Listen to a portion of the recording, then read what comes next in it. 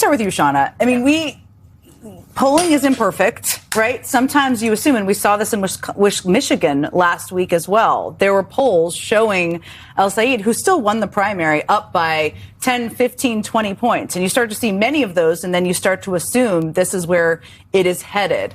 What do you make of the dynamics of what we're seeing? Again, it's early, but so far with these numbers. I mean, I think it's very difficult to poll primaries in battleground states, open primaries, which Michigan and Wisconsin, which means if you're an independent, you can go vote in whichever one you want. If you're a Republican, you can go vote in the Democratic primary. If you're a Democrat, you can go vote in the Republican primary. You got to choose one, but you can do that. I think that makes it a little bit more difficult to poll. And one thing is I was reading Nate Silver's, what you mentioned earlier today, is his forecast is going for instead of just likely voters, registered voters, I believe. And so that is a larger group. And if people like Abdul El-Sayed, if people like Francesca Hong, even in the primary, are able to get some of those slightly more low propensity voters to actually show up in a primary, that can kind of skew the polling a little bit as well. So I think in both of those states, as we saw in the 2024 election, as we've seen in other elections, they're battleground states. These are 50-50 states. People are trying to figure out who's going to win come November. And I think any of these polls that you see that are way, way, way in one direction or another, you have to keep coming back to the idea that Michigan, for example, 2024, Trump won. 2024, the Democratic senator won as well. These are these states, and really, like, on a day like today, what I like to say is voters are voting. We have to just let them vote at a certain point. Go ahead, Peter. I was going to say one of the takeaways, this is a conversation. It's nice to watch as the numbers come in. This is going to be close. We'll likely be up late, or we'll wake up in the morning and watch State of Play and find out what happens here. But hopefully we'll be up before that, but we'll watch for what you said.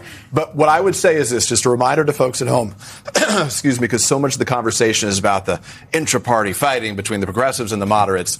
I was speaking to the former Democratic state party chair in Wisconsin today, Ben Wickler, who said very clearly to me, he said, Peter, this is a 48-48 state, not even a 50-50 state. You got 48% vote for Democrats in the general, 48% are going to vote for Republicans, and then the remaining folks in the middle, that's what's going to decide this thing. And that's what happens over and over again. 2.6 million Wisconsinites voted in each of the last two elections in 2020, not in the general election, voted, I should say, in 2022 and in 2018.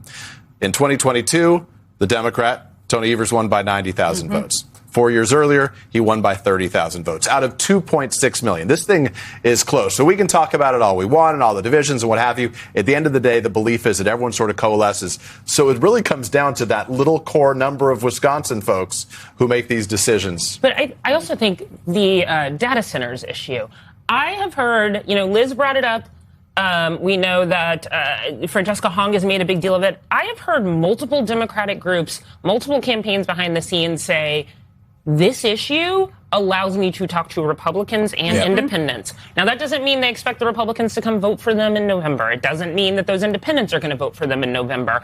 But it does mean they've found something that allows people to get a little past their partisan divide and have a conversation about what do these data centers mean for the area of town that I live in.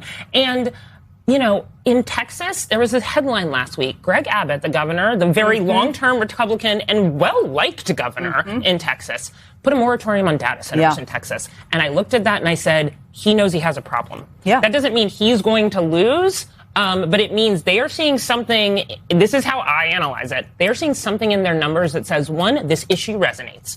Two, I got to do something, and I have the ability to do something because I am the sitting governor. I mean, Francesca Hong and Steve Bannon are talking about data centers. Eugene, one last thought before we go to commercial break. I think what's so interesting, we're looking at the numbers. Francesca Hong, a Democratic socialist, should not in normal times have a chance, right? Like this idea that the party's been taken over by Democratic socialists, not true. But what it does show is that Democratic socialism is not as scary as it used to be. People are so desperate. Voters, normal humans are so desperate for change in their lives. They're looking at capitalism and they're saying sometimes, that hasn't really worked, especially for young voters and young people. And so I think the voters are not just telling us who they want to to be in office. They're also telling us the kind of things they want them to work on, whether it's data centers or other things.